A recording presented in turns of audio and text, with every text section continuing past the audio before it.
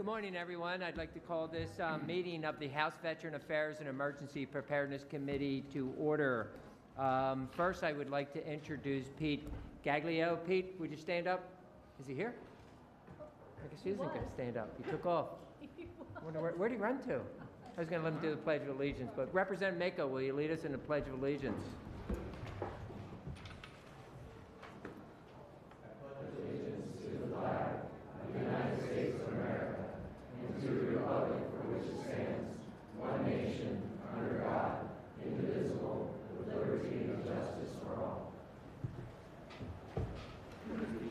Okay, before we take the roll, I would like everyone to wish Chairman Sonato a very happy birthday. He's 29 today, and he's looking great.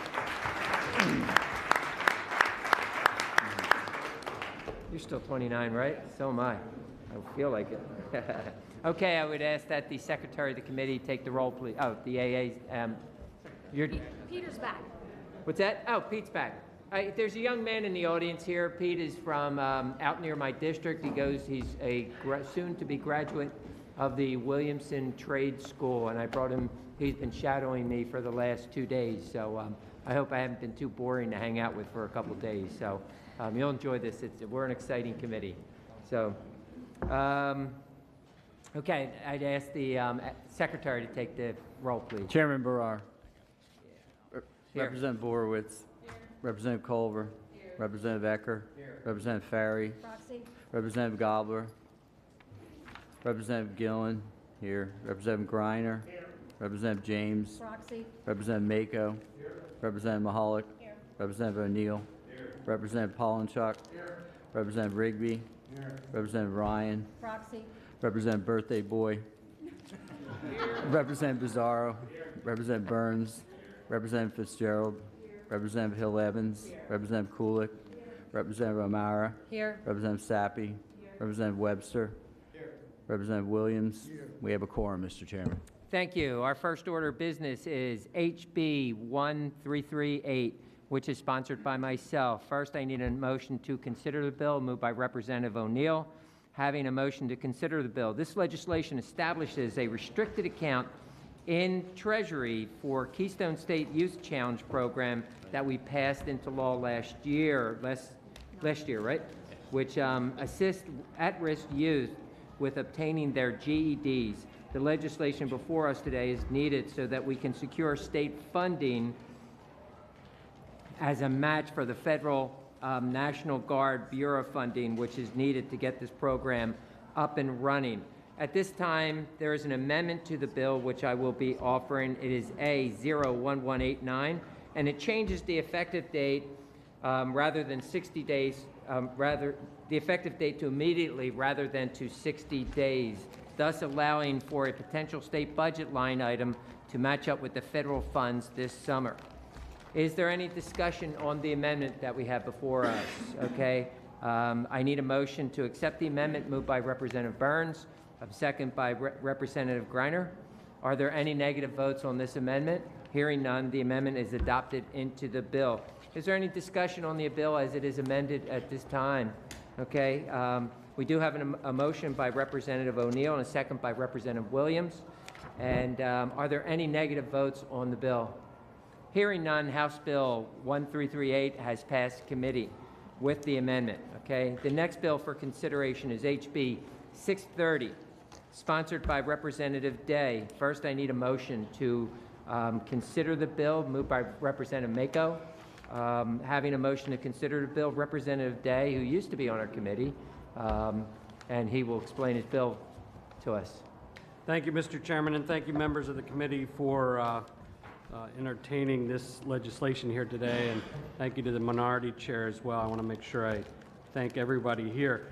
This bill extends current employment protections by providing employment protections for Pennsylvania residents that are members of the National Guard or a reserve unit in another state. So it extends current protections that we have already and picks up this one particular situation. Somebody is in Pennsylvania but is a member of a unit in another state. The governor from another state calls up that unit. We want to protect that person's job as well. We didn't have that in law. I think it's important to note for members that this legislation is a response to testimony that we received from the Department of Defense's Northeast Region Liaison for Military and Community issues that come up for their members. Thank you, Mr. Chairman. Okay, are there any discussion or questions on the bill? Okay, hearing none, then I need a motion to move the bill made by Representative Mako, a second by Representative Kulik. And are there any negative votes on the bill? Hearing none, House Bill 630 has passed committee. The next bill for consideration is HB 1050, sponsored by Representative Burns. I need a motion to consider the bill, moved by Representative Bizzarro. And I'm having a motion to consider the bill. Representative Burns, would you please explain the bill to us? There's an amendment to the bill? Okay, okay, you explain the bill first, then we'll do the amendment. Okay. There's been situations where students of military families have applied for school and they were not granted in-state tuition once when the family was reassigned out of state. So this just corrects that problem. It allows for dependents to lock in the college admission status in regards to in-state tuition based off the residency requirements on the date that this student is enrolled or a deposit has been made. And this would help, military families that get reassigned without no fault of their own. Okay, we'll have a discussion on the bill as soon as we adopt the amendment. Representative Burns, will you offer the, what's the amendment number? We don't have a number on my script here. 01241. 01241. 241. You can tell us the amendment. It's just a technical amendment clarifying that in-state tuition begins when a student registers or enrolls for the semester. Okay. Thank you, Representative Burns. I agree with your comments, and I would ask the members to please support the amendment. Is there any discussion on the amendment? I need a motion to accept the amendment by Representative Bizzarro and second by Representative Polinchuk. Are there any negative votes on the amendment? Hearing none, the amendment is adopted into the bill. Is there any discussion on the bill as amended? Yes. I just have a clarifying question. Is it only locking in the status for military dependent students, not for all students? Yes, just military Okay. families.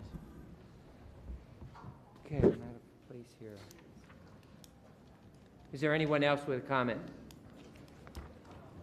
Okay, now we have a motion to move the bill by Representative Bizzarro and second by Representative Fitzgerald. Are there any negative votes on the bill? Hearing none, the House Bill 1050 has passed committee as amended. Okay, the next bill for consideration is SB 128, sponsored by Senator Regan. First, I need a motion to consider the bill, moved by Representative Mahalik. Having a motion to consider the bill, this legislation simply places our Pennsylvania Civil Air Patrol under the Department of Military and Veteran Affairs for administrative purposes.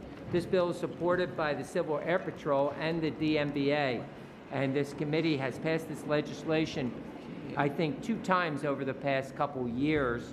There's been a fight over whose name it's going to pass in.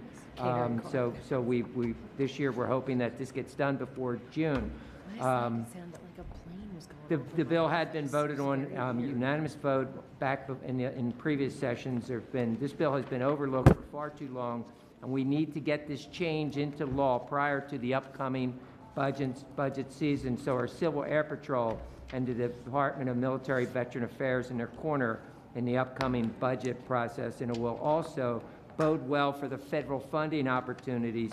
Thus, I believe that moving this version of the bill will achieve this goal. Is there any discussion on the bill? It was moved by Representative Mahalik. And, oh, you have a question? I do. If you're saying that we want to get this done before the budget, but the effective date is in 60 days, is there any way to move it up to immediately, or doesn't that matter? That's not important. It's Okay. just to make sure that we get the change affected into the language of the budget as it's drafted, so when it gets final passage. Okay? All right. It was moved by Representative Mahalik, second by Representative Hill Evans. Are there any negative votes on this bill? Hearing none, Senate Bill 128 has passed committee. Hopefully, we'll run this beginning of next week and get this. It's been just sitting in this committee way too long. Okay, Chairman Sonato, is there anything for the good of the order? Yes, I'd like to thank everyone for coming this morning. I would rather, when you have your birthday, there's nothing greater than spending it with my colleagues in the House, and we do enjoy it. I've had many birthdays here in Harrisburg. When your birthday's in early May, you're usually in session during that time. So I do thank everyone for coming this morning and for your greetings, and look forward to getting these bills passed, because like Chairman Barrar said, especially the last piece of legislation, we've done it a couple times over the last few sessions, and it's something that needs to be done. So thank you. Also, I'm pretty sure that on second consideration, the veteran education bill will be running, it's supposed to run today, right? Yes, there's a technical amendment. We have a technical amendment to it. It's not a big change, so I would ask everyone to vote for that. Also, I want to make you aware, this time of year, being approached by a lot of different lobbyists and other people to put in letters to the your appropriations committee asking you to support certain issues. We are circulating a letter to send for the Red Cross and also for the Veteran Network of Care, which is an online website for our veterans to send our veterans to. And anybody wants a briefing on this, is a great website that you can send to, or you can link your veterans to come in, and it gives them the ability to look up different agencies under certain, if they're suffering from drug addiction or PTSD or something like that. There's a bunch of agencies, and it's actually set up by the region, so you can click on the region where you are, so you're not getting information. If you live in Delaware County, you're not getting information for veteran care services in Pittsburgh. So it's a great program, and maybe we can, in the next couple weeks, we can get them in here to give us a demonstration of how this program works. But we are sending letters to the appropriations staff on that, and thus having no other business before the committee, this meeting is hereby adjourned. Yes, wait a minute. Sorry. Thanks, Mr. Chairman. I apologize, everybody, for 2 seconds. I'm a little bit scatterbrained and behind, so apologies first, and I don't mean to surprise anyone. But on the floor this afternoon, I'll be introducing a resolution, and it's for Military Spouse Appreciation Day. Not a big deal, but if anyone wants to stand with me in that regard, or just give me a name of a spouse to recognize while I'm down there, I'd be glad to do that for our military veterans. Hold on, guys. I just have one thing I do want to acknowledge for the committee. I forgot earlier. Mike reminded me this may be our last meeting before it happens. I want to acknowledge Ian on my staff. He's going to be leaving us in 2 weeks. He's been with us, what, 4 years now, Ian? 5 already. I don't know. Time goes quick. And Ian has done a great job with the committee and anything that's ever been done. So I want to thank Ian for his service to our committee, and wish him very well in his next adventure, which we may deal with him not through the legislature, but through the executive office. So Ian, good luck.